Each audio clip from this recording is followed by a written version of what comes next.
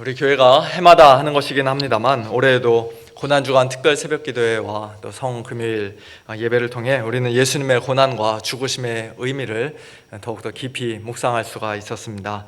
올해는 특별히 누가복음 22장과 23장 말씀을 우리가 고난주간에 함께 살펴봤는데요.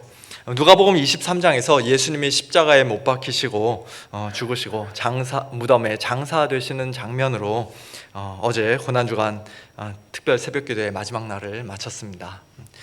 계속 이어지는 누가복음 24장에는 예수님께서 부활하신 후 사람들에게 나타나신 장면이 기록되어 있습니다. 예수님의 부활의 증인으로 크게 세 부류의 사람들이 누가복음 24장에 등장하는데요. 먼저 첫 번째 부류는 이른 새벽 예수님의 무덤을 찾아갔던 여인들이고, 두 번째 부류는 엠마오로 가던 두 제자들이며, 세 번째 부류는 그날 저녁 예루살렘에 함께 모여있던 11 제자들과 또 그들과 함께 있던 사람들입니다. 오늘 우리 생각에는 옛날 2000년 전 사람들이 우리보다 훨씬 더 순진하고 또 어리숙해서 예수님의 부활을 별 어려움 없이 쉽게 믿었을 것이라 그렇게 우리가 생각할 수도 있습니다만, 그러나 그렇지 않았죠. 그들도 오늘날의 현대인들만큼이나 예수님의 부활을 믿기 어려워했습니다. 여자들이 무덤에서 돌아가 예수님 부활의 소식을 11 제자와 다른 모든 이에게 알렸지만 사도들은 그들의 말이 허탄한 듯이 들려서 믿지 않았습니다. 엠마오로 가던 두 제자도 예수님의 부활의 소식을 이미 여러 사람들을 통해 간접적으로 전해 들었지만 그 말을 믿지 못하고 여전히 슬퍼하다가 미련한 자들, 더디 믿는 자들이라는 책망을 예수님께, 부활하신 예수님께 들었습니다. 그리고 그 두 사람이 발걸음을 돌려 즉시 예루살렘으로 돌아와 당시 예루살렘에 함께 모여있던 11 제자와 다른 사람들에게 방금 전 자기들이 부활하신 예수님을 만났다는 그 사실을 이야기했는데요.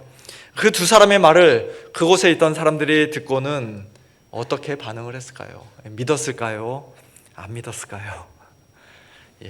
마가복음 16장에서는 그들이 역시 믿지 않았다고 그렇게 기록되어 있습니다만, 오늘 본문에는 그들이 믿었다 안 믿었다 이런 말 없이 바로 이 시점에서 여기서부터 이제 오늘 본문 말씀이 시작이 됩니다.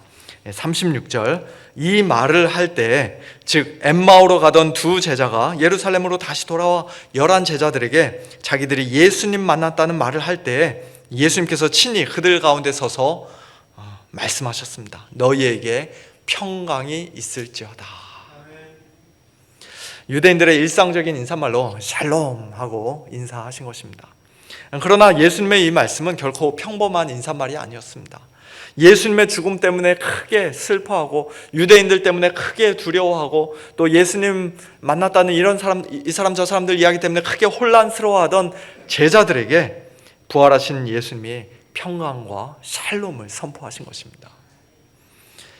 예수님이 죽기만 하시고 다시 살아나지 않으셨다면 우리는 여전히 죄 가운데 하나님과 원수된 상태로 남아 있었을 텐데, 그러나 예수님이 부활하심으로써 우리 모두가 하나님과의 평화, 진정한 샬롬을 누리게 되었다고 말씀하시며 평안을 선포하신 것입니다.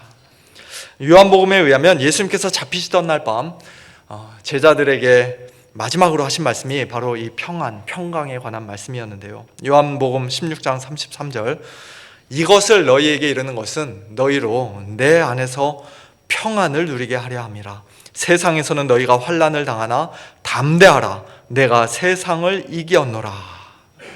그렇게 말씀하시고 이제 곧 잡혀 죽으셨던 예수님께서 부활하신 후 제자들 전체에게 나타나 첫 번째로 하신 말씀도 너희에게 평강이 있을지어다. 역시 평강에 관한 말씀이었습니다. 사업의 성공, 안정적인 직장, 많은 재산, 잘 나가는 아주 자랑스러운 자녀들, 우리 몸의 어떤 건강 또는 사람들의 칭찬과 인정, 그런 것들 안에서가 아니라 오직 예수님 안에서 우리가 참된 평안과 평강, 진정한 샬롬을 누릴 수 있음을 믿으시기 바랍니다.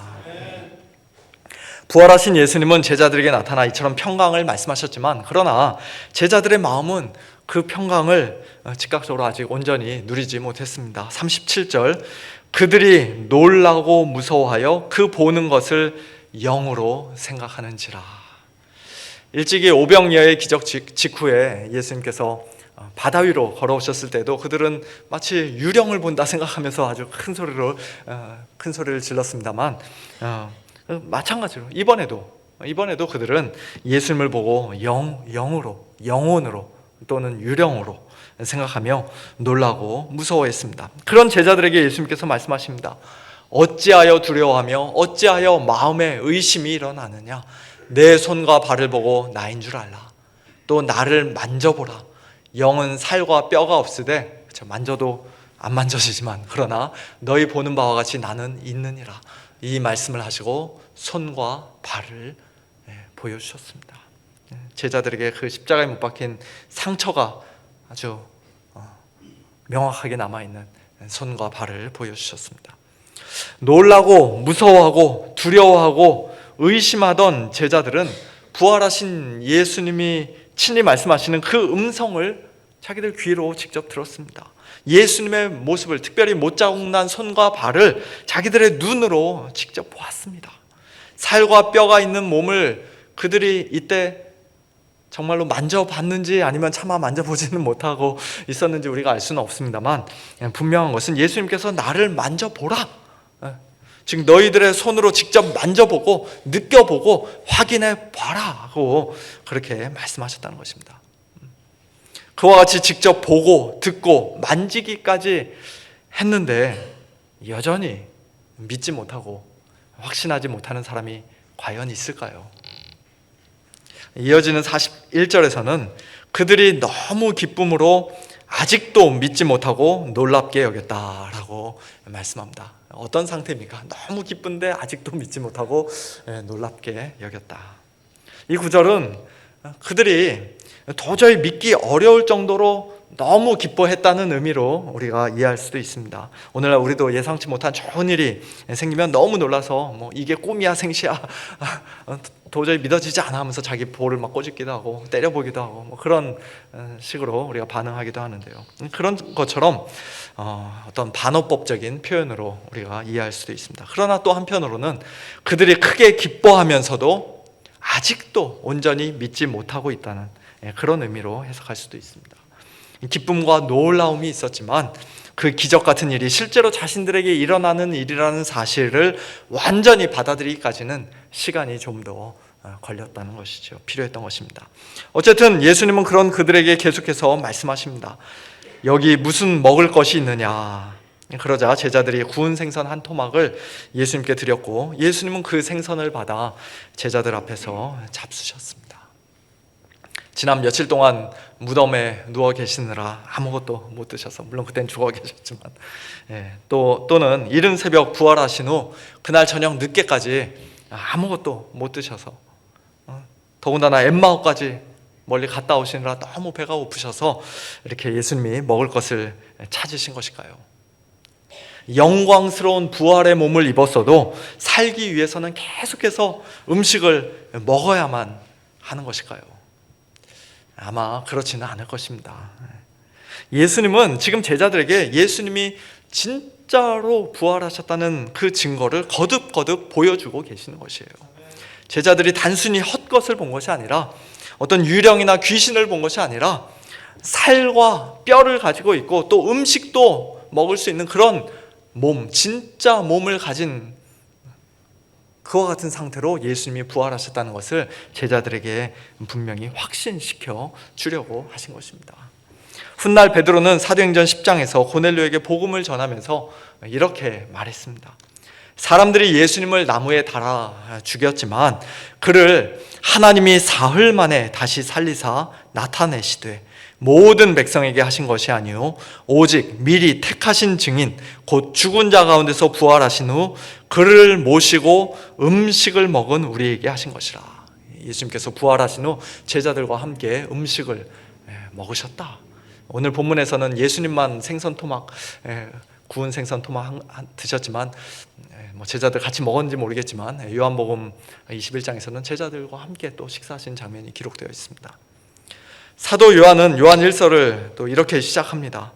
태초부터 있는 생명의 말씀에 관하여는 우리가 들은 바요, 눈으로 본 바요, 자세히 보고 우리의 눈으로 만진 바라.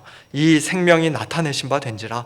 이 영원한 생명을 우리가 보았고 증언하여 너희에게 전하노니 이는 아버지와 함께 계시다가 우리에게 나타내신 바 된 이시니라.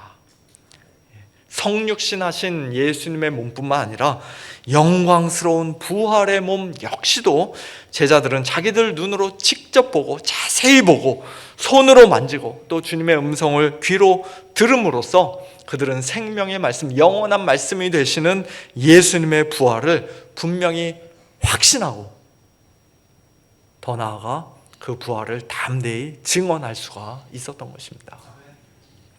제자들에게 어떻게든지 예수님의 부활을 확신시켜 주시기 위한 예수님의 노력은 그게 다가 아니었습니다. 오늘 본문 44절 이하에서 예수님은 그들에게 성경 공부를 시켜주셨는데요. 내가 너희와 함께 있을 때 너희에게 말한 바 곧 모세의 율법과 선지자의 글과 시편에 나를 가리켜 기록된 모든 것이 이루어져야 하리라 한 말이 이것이라 하시고 이에 그들의 마음을 열어 성경을 깨닫게 하셨습니다. 유대인들의 히브리어 성경은 오늘 우리가 가지고 있는 성경, 기독교 성경과 그 내용은 똑같지만 그러나 그 배열과 구성에 있어서는 좀 차이가 납니다. 모세율법, 선지자의 글, 그리고 그 밖에 시편을 포함한 여러 가지 다른 글들, 성문서로 그렇게 크게 세 부분으로 구성이 되어 있습니다. 그러므로 예수님은 지금 구약 성경 전체가 곧 예수님에 관한 기록이요 예언이라고 말씀하신 것이에요. 그리고 그동안 제자들이 온전히 깨닫지 못했던 구약 성경의 그와 같은 모든 내용들을 예수님께서는 그들의 마음을 열어 성경을 깨닫게 해주셨습니다. 예수님은 자신을 가리키는 구약 성경의 모든 기록이 또 크게 세 가지로 요약될 수 있다고 계속해서 말씀하십니다. 첫째, 그리스도가 고난을 받을 것이다. 둘째, 그리스도가 제3일에 죽은 자 가운데서 살아날 것이다. 셋째, 그리스도의 이름으로 죄 사함을 받게 하는 회개가 예루살렘에서 시작하여 모든 족속에게 전파될 것이다. 그게 구약 성경에 기록된 내용이라는 것입니다. 우리는 그것을 가리켜서 한마디로 복음이라고 부릅니다. 예수님의 고난과 부활을 통해 세상 모든 족속이 유대인들뿐만 아니라 이방인들도 하나님께 죄 사함을 받습니다. 누구든지 회개하는 자마다, 회개하고 복음을 믿는 자마다, 예수 그리스도를 믿는 자마다 멸망하지 않고 영생을 얻습니다.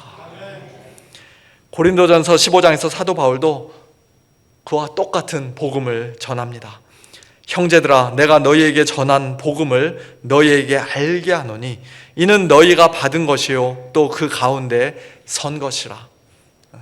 너희가 만일 내가 전한 그 말을 곧 복음을 굳게 지키고 빼앗기지 않도록 굳게 지키고 붙들고 헛되이 믿지 아니하면 그로 말미암아 구원을 받으리라. 내가 받은 것을 먼저 너희에게 전하였노니 이는, 이제 복음의 내용을 본격적으로 말씀하시죠. 첫째, 성경대로, 구약 성경에 기록된 대로 그리스도께서 우리 죄를 위하여 죽으셨다는 것이다. 확실히 죽으셨다는 증거로 그는 장사 지낸 바 되셨다. 둘째, 성경대로 그리스도께서 사흘 만에 다시 살아나셨다는 것이다. 확실히 살아나셨다는 증거로 그는 게바, 즉 베드로에게 보이셨고 그 후 12제자에게 500여 형제에게, 야고보에게, 모든 사도들에게 보이셨고 맨 나중에 만삭되지 못하여 난 자 같은 내게도, 사도 바울에게도 보이셨다라고 말씀합니다. 구약 성경 전체에 이미 예언되어 있고 기록되어 있듯이 그리스도께서 우리 죄를 위하여 죽으셨다, 사흘 만에 다시 살아나셨다라는 그 복음을 믿으면, 회개하고 복음을 믿으면 너희는 구원을 받는다, 죄 사함을 받는다는 것입니다. 오늘 이 자리에 계신 분들은 이 복음을 참으로 믿으십니까? 하나님 앞에서 자신의 죄를 고백하고 자신의 죄인됨을 겸손히 인정하고 정말 참되게 회개하고 오직 예수님만이 나 같은 죄인을 위해 죽으시고 3일 만에 다시 살아나신 예수 그리스도만이 우리의 주님이요 구원자이심을 믿으십니까? 아멘. 그와 같은 자들은 하나님께 이미 모든 죄가 사함받은 것을 확신할 수 있습니다. 가장 의로우신 예수님과 하나로 연합되었기에 하나님 앞에서 이미 의롭다 여기심 받은 것을 확신할 수 있습니다. 하나님께서는 저와 여러분을 보실 때 이제 더 이상 죄인으로 정죄하시는 것이 아니라 오히려 너는 죄 없다, 의롭다 인정해 주십니다. 우리를 늘 사랑해 주시고 끊임없이 용서해 주시고 용납해 주시고 언제나 기쁘게 받아주십니다. 우리 죄인들에게 이보다 더 기쁜 소식, 더 복된 소식이 또 있을 수 있을까요? 구약 성경에 가득한 복음, 곧 예수님을 가리켜 기록된 모든 말씀은 예수님의 죽으심과 부활로 이제 다 이루어졌고 온전히 성취되었습니다. 이제 남은 것은 오늘 본문 47절 예수님의 이름으로 죄사함을 받게 하는 회개가 예루살렘에서 시작하여 모든 족속에게 전파될 것이라는 구약성경 예언의 말씀입니다. 그 예언을 성취하시기 위해 예수님은 부활하신 후 제자들을 다시 찾아오셔서 말씀하신 것이에요. 48절 너희는 이 모든 일의 증인이라. 그리스도께서 우리 죄를 위해 죽으시고 사흘 만에 다시 살아나셨다는 이 복음을 또 누구든지 회개하고 예수님 믿으면 죄사함을 받는다는 이 복된 소식을 예루살렘에서 시작하여 모든 족속에게 전파하고 증거해야 할 영광스러운 사명을 맡기시기 위해 예수님은 제자들에게 친히 나타나 손과 발을 보여주시고 만져보게도 하시고 생선도 그들 앞에서 드시고 그들의 마음을 열어 성경도 깨닫게 해주시고 또 성경 공부도 시켜주셨던 것입니다. 그러나 제자들 스스로의 힘과 능력으로는 그 막중한 사명을 결코 감당할 수 없다는 사실을 예수님 너무나도 잘 아셨기에 마지막 49절 볼지어다 내가 내 아버지께서 약속하신 것을 너희에게 보내리니 너희는 위로부터 능력으로 입혀질 때까지 이 성에 머물라고 말씀하시며 성령을 약속하셨습니다. 누가복음에 이어 두 번째로 쓴 사도행전에서도 예수님은 승천하시기 전까지 40일 동안 이 약속을 제자들에게 거듭 말씀하셨는데요. 특별히 사도행전 1장 8절 오직 성령이 너희에게 임하시면 너희가 권능을 받고 예루살렘과 온 유대와 사마리아와 땅끝까지 이르러 내 증인이 되리라 말씀하셨습니다. 예수님의 이 말씀이 그 후 어떻게 이루어지고 성취되었는지 우리는 사도행전과 또 신약성경의 여러 말씀들을 통해 그리고 지난 2000년 기독교 역사를 통해 이미 잘 알고 있습니다. 부활하신 예수님을 눈으로 직접 보고 손으로 만져봤던 제자들은 그들이 죽는 날까지 예수님의 부활의 증인으로서의 그 역할을, 사명을 충성스럽게 감당했습니다. 아니 그 십자가와 부활의 복음 증거하고 전파하다가 그것 때문에 모진 박해를 받고 거의 대부분 다 순교했습니다. 지난 2000년 동안 수많은 그리스도인들 역시도 자신들의 목숨을 아끼지 않고 이 복음 담대하게 증거하고 전파했기에 예루살렘으로부터 한참 멀리 떨어진 곳에 살고 있던 오늘 저와 여러분에게까지 마침내 이 복음이 전파되었고 우리도 회개하고 복음을 믿어 하나님께 죄사함을 받는 놀라운 구원의 은혜를 입었습니다. 이제는 우리 차례입니다. 너희는 이 모든 일의 증인이라. 예수님의 이 말씀, 오늘 설교 제목은 1차적으로는 예수님의 부활을 눈으로 직접 목격했던 제자들, 사도들에게 해당되는 말씀입니다만 오늘 우리 역시도 넓은 의미로는 다 증인입니다. 가정에서, 직장에서, 학교에서, 주중에 센터 나가시는 분들은 센터에서, 또 살고 있는 그 현장에서, 아파트에서, 우리 이웃들 사이에서, 그렇게 우리는 예수님의 증인으로 부르심을 받은 사람들입니다. 비록 우리가 부활하신 예수님을 눈으로 직접 보지 못했고, 손으로 만져보지 못했고, 목소리도 귀로 듣지 못했지만, 생선 드시는 장면도 보지 못했지만, 그러나 우리 역시도 부활하신 예수님, 살아계신 예수님을 만났기에, 하나님의 말씀 속에서 인격적으로 만났기에, 그 부활의 능력, 성령의 능력 우리도 경험했기에 우리도 다 증인들입니다. 우리에게는 2000년 전 부활하신 예수님을 이미 직접 보고 만진 후 그 부활의 복음 증거하고 전파하기 위해 자신들의 목숨도 아끼지 않았던 제자들의 믿을 만한 증언, 곧 신약 성경이 있습니다. 뿐만 아니라 신약 성경보다 한 3배는 더 두꺼운 구약 성경의 모든 말씀이 처음부터 끝까지 다 예수님의 고난, 예수님의 죽으심과 부활을 증거하고 있으며, 그 복음이 땅끝까지 전파될 것에 대해 기록되어 있으니 우리에게는 이미 증거가 충분합니다. 예수님의 부활은 그저 어리석고 순진하고 또 어리숙한 옛날 사람들이 바보같이 속아 넘어간 그런 거짓말이 아니에요. 예수님을 높이고 신격화하려고 후대 사람들이 꾸며낸 어떤 그럴듯한 신화가 아닙니다. 예수님의 부활, 신령하고 영광스러운 몸의 부활은 예수님의 십자가 죽음만큼이나 분명한 역사적 사실이며, 우리의 구원과 죄사함을 위해 하나님께서 행하신 가장 놀라운 일입니다.